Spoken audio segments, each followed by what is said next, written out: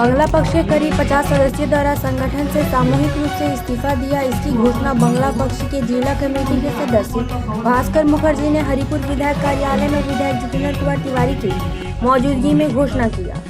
इस संबंध में पांडेश्वर के विधायक जितेंद्र कुमार तिवारी ने प्रेस वार्ता पर जानकारी दी। प्रेस वार्ता के दौरान इस्तीफा देने वाले बंगला पक्ष के सदस्यों ने आरोप लगाया कि उन्हें भारतीय जनता पार्टी भाजपा के खिलाफ जबरन प्रचार करने के लिए कहा जा रहा था। सदस्यों का कहना था कि वे किसी राजनीतिक दल के खिलाफ जबरन प्रचार करने के पक्ष में नहीं है। इसी कारण उन्होंने संगठन से इस्तीफा देने का निर्णय लिया। सदस्य ने कहा कि संगठन में रहते हुए उन पर भाजपा के खिलाफ प्रचार करने का दबाव बनाया जा रहा था। उन्होंने कहा कि अपनी विचारधारा और व्यक्तिगत स्वतंत्रता को ध्यान में रखते हुए उन्होंने सामूहिक रूप से इस्तीफा दिया। वहीं विधायक जितेंद्र कुमार तिवारी ने प्रेस वार्ता के माध्यम से इस सामूहिक इस्तीफा की जानकारी सार्वजनिक की। उन्होंने कहा कि बड़ी संख्या में सदस्यों का एक साथ इस्तीफा देना गंभीर विषय है। বাঙালি পরিবর্তন হয়েছে, তারপরেও তোমাদেরকে কি দবাব দেওয়া হচ্ছিল কি মানে বিজেপি বিরোধিতা করো কি ওর আগে এটা করা হতো? না একই রকম একই ওদের মোটিভটা একটাই। মানে 4 তারিখ পরেও করা হচ্ছে আপনাকে? এটাই তো বললো, আমি যেটা বুঝলাম যে এটাই তো বললো যে 4 তারিখ আগে অবধি তো ওরা ছিলই, ওদের মাথায় যেটা ঢোকানো হয়েছিল যে বিজেপি এলে পশ্চিমবঙ্গ বাংলা সংস্কৃতির উপর একটা আক্রমণ আসবে। কিন্তু 4 তারিখ পরে যখন ওই শুভেন্দু অধিকারী যখন বলে দিলেন যে বাংলা ভাষাকে বাধ্যতামূলক করা হচ্ছে, এরপর তো ওই ইস্যু আর থাকে না। তারপরে ওনাদেরকে বলা হচ্ছে বিজেপি বিরোধিতা করতে হবে। তখন ওরা বললেন যে ভাই আমি যেটার জন্য আন্দোলন করছিলাম সেটা যখন পেয়ে গেছি তো শুধুমাত্র রাজনৈতিক কারণ আমরা বিরোধিতা করবো কেন? তাহলে এই বিরোধিতা শুধুমাত্র রাজনৈতিক বিরোধিতা হবে।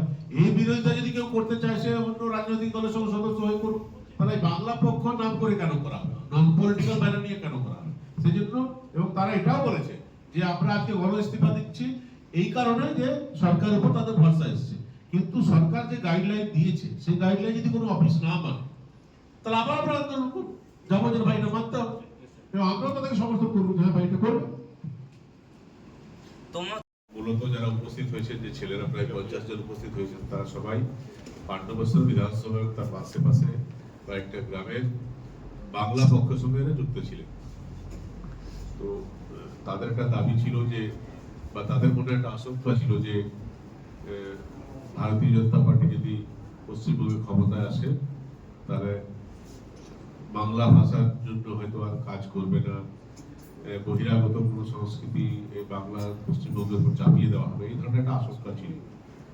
কিন্তু কয়েকদিন আগে মাননীয় মুখ্যমন্ত্রী যে সিদ্ধান্ত নিয়েছেন ক্যাবিনেটে যে 1 সেপ্টেম্বর থেকে সারা পশ্চিমবঙ্গে বাংলা ভাষাকে সমস্ত সরকারি কাজে ব্যবহার করতেই হবে, এটা কম্পালসারি করা হবে। এটা শোনার পর তারা আপ্লুত এবং ওনাদের মনে যে আশঙ্কা ছিল সেটা অনেকটা কেটে গেছে। এরপরেও আমরা কোনোদিন বলিনি যে ভাই তোমরা তোমাদের সংগঠনে কাজ করবে না, করতেই পারে। বাংলা পক্ষ এখনো বাংলা ভাষার জন্য কাজ করা উচিত এবং সরকার যে সিদ্ধান্ত নিয়েছে সেটাকে স্বাগত জানিয়ে এটা কি করে ঠিক করে ইমপ্লিমেন্ট করা যায় সেদিকে কাজ করা উচিত ছিল। কিন্তু আমি ওদের সঙ্গে কথা বলে যেটা জানতে পারলাম যে ওরা বলছে যে ওদের উপর প্রেসার দেওয়া হচ্ছে যে না তোমাদেরকে সরকারের বিরোধিতা করতে হবে। তাহলে তারা তো একটা তাদের বক্তব্য হলো যে আমরা তো সরকারের বিরোধিতার জন্য এই সংগঠন তৈরি করিনি, আমরা একটা ইস্যুকে সামনে রেখে সংগঠন তৈরি করেছিলাম এবং সেই ইস্যুতেই আমরা এখনো টিকে আছি। এবার রাজনৈতিক ভাবে আমরা আর ব্যবহার অনেকে করা যাবে না। এবং আগেও তাদেরকে যখন বিভিন্নভাবে বিভিন্ন কর্মসূচিতে রাখা হয়েছে তখন তারা কোনো দলকে সমর্থন করা যায় সেটা করেনি। তাদের মনে হয়েছে, তাদের মনে আশঙ্কা ছিল যে হয়তো বাংলা ভাষা নিয়ে হয়তো আগামী দিনে এই ভাষা নিজের অস্তিত্ব নিয়ে হয়তো লড়াই করবে, বহিরাগত কোনো সংস্কৃতি জোর করে চাপিয়ে দেওয়া হবে। সেখানে সে আশঙ্কা থেকে তারা নিজের ভাষাকে বাঁচাবার জন্য, বাংলা ভাষাকে বাঁচাবার জন্য, পশ্চিমবঙ্গের সংস্কৃতিকে বাঁচাবার জন্য বিভিন্ন আন্দোলনের সঙ্গে যুক্ত হয়েছিল। কিন্তু আজকে যখন পশ্চিমবঙ্গে মাননীয় মুখ্যমন্ত্রীর নেতৃত্বে বাংলা ভাষাকে এই মর্যাদা দেওয়া হয়েছে, তারপরেও যখন জোর করে তাদেরকে বলা হচ্ছে যে না তোমাদেরকে সরকারের বিরুদ্ধে নামতে হবে, তখন তারা সিদ্ধান্ত নিয়েছে যে আর আমরা এই কাজ করবো না। তারা আমার সঙ্গে যোগাযোগ করেছিল এবং তারা বলেছিল যে আমরা কিন্তু পশ্চিমবঙ্গের জন্য বাংলা ভাষার জন্য এখনো কাজ করতে চাই। তারা আজকে এখানে উপস্থিত হয়েছে, এটা বিধায়ক কার্যালয়, এটা কোনো পার্টি অফিস না। এখানে উপস্থিত হয়েছে মানে তারা কোনো দলে যোগদান করছে তা কিন্তু তারা ইন্ডিপেন্ডেন্টলি স্বাধীনভাবে বাংলা ভাষার জন্য যেভাবে আগে কাজ করছিল সে কাজটাই করে যাবে। এবং এরপরেও আগামী দিনেও তাদের যদি কোথাও মনে হয় যে সরকার যে কথা বলেছে ঠিকভাবে ইমপ্লিমেন্ট হচ্ছে না, সেখানে আবার প্রতিবাদ করবে তারা। সরকার যে বিভিন্ন গাইডলাইন দিচ্ছে সেই গাইডলাইন কোনো অফিসে মানা হচ্ছে না, নিশ্চয়ই কি সে অফিসে তারা বলবে যে সরকার যে গাইডলাইন দিয়েছে সেটা আপনাকে মানতে হবে।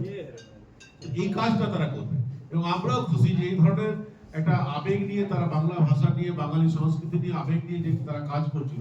এই ধরনের বেশ কিছু যুবক যুবতী এই বিধানসভায় তারা থাকে এবং তারা যে পশ্চিমবঙ্গ সরকার যে সিদ্ধান্ত নিয়েছে এই সিদ্ধান্তকে যদি স্বাগত জানায় এবং সিদ্ধান্ত ঠিকভাবে কার্যকরী হয় তার জন্য নজরদারি করে, তাহলে সরকারের এই যে সিদ্ধান্ত সেটা আরো বেটার ওয়েতে ইমপ্লিমেন্ট হবে। বেটার হচ্ছে সরকারি যে সিদ্ধান্ত সেটা কার্যকরী করতে আরো সুবিধা হবে। এদের মতো টিম যদি আরো নেমে যায় যে হ্যাঁ আমরা এটা কার্যকরী করতে চাই তাহলে আরো সুবিধা হবে।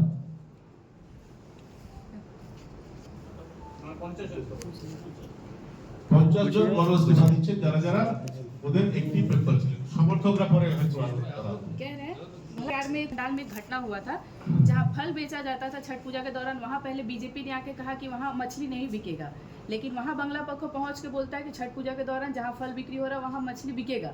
तो ये क्या एक समुदाय को टारगेट करने के लिए बंगला देखिए, पक्ष समाज में ऐसे कुछ लोग होते हैं जो लोग समाज को जोड़ने का काम करते हैं और उसी समाज में ऐसे भी कुछ लोग होते हैं जो समाज को तोड़ने का काम करते हैं। यदि कोई मछली का व्यवसायी है, आप मैंने खुद देखा है कि मेरे घर के बगल में एक काकीमा रहती है, बंगाली काकीमा, और छठ पूजा जब हमारे घर में होता था तो काकीमा 2 दिन अपने घर में मछली नहीं लाती, लेकिन हम यदि लाएगी भी ये उनका बड़ापन है, नहीं लाई। लेकिन यदि काकीमा की इच्छा हुई, काकीमा के घर में कोई बेटा हो और उसको डॉक्टर ने कहा हो कि रोज 1 पीस मांस खाते हो, तो हम उनको बाध्य भी नहीं कर सकते हैं कि मेरे घर में छठ पूजा है तो तुम्हें मांस खावे। ये दोनों तरफ से ये आपस में विश्वास का वातावरण होता है। जैसे वो हमको सम्मान दिखाई कि 2 दिन घर छठ पूजो, 2 दिन हमारे घर मांस हो बनो।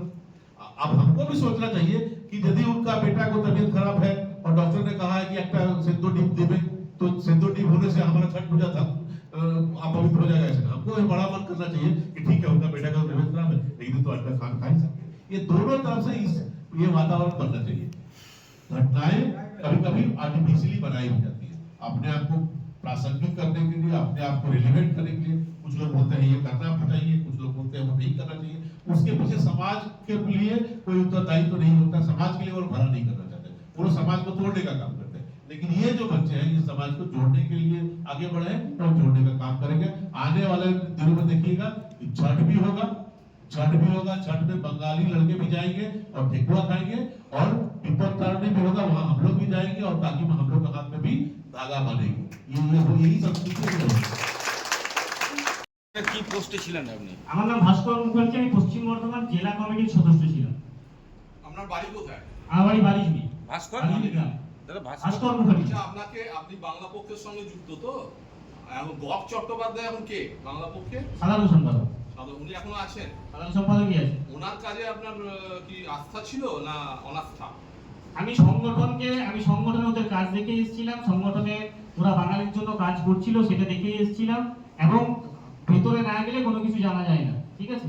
তো যখন আমি গিয়ে দেখলাম যে ওরা শুধু যেটা বলছে সেটাই সম্পূর্ণ সত্যি না, কিছুটা হলেও তাদের বিজেপি বিরোধিতা করার একটা মনোভাব আছে, তো সে আমার মনে হলো যে আমি বাংলা এবং বাঙালির কাজ করার জন্য কোনো বিশেষ রাজনৈতিক দলের বিরোধিতা করতে হবে এটা তো আমার মনে হয় না। আর আমি বাংলা পক্ষের সদস্যদের জন্য বলবো যে যদি বিজেপির বিরোধিতা করারই হয় রাজনীতির ময়দানে নামতে পারে। আচ্ছা, আপনাদের কাকে বারণ করছে? কতদিনে যুক্ত ছিলেন? আমি 2021 থেকে বাংলা পক্ষের সাথে আছি। কে আপনাদের বারণ করছে যে বিজেপি হয়ে লড়াই, বিজেপির বিরুদ্ধে বলার জন্য কে নির্দেশ দিচ্ছে? আমাদের সংগঠন জেলা সম্পাদক থেকে শুরু করে সবাই। আপনাদের বাংলা আমি জেলা কমিটির মেম্বার ছিলাম, আমাদের ছোট্ট একটা কমিটি ছিল জেলা কমিটিতে, প্রত্যেক বিধানসভা থেকে একজন করে ছিল। আমি পান্ডেউসা বিধানসভা থেকে জেলা কমিটির মেম্বার। জেলার সাথে সমন্বয় করা হচ্ছে আমার কাজ, সেইখানে আমাদেরকে ইনস্ট্রাক্ট করা হতো, সেইখানে ইনস্ট্রাকশনের কথা আমি বলছি। এই 4 মেতে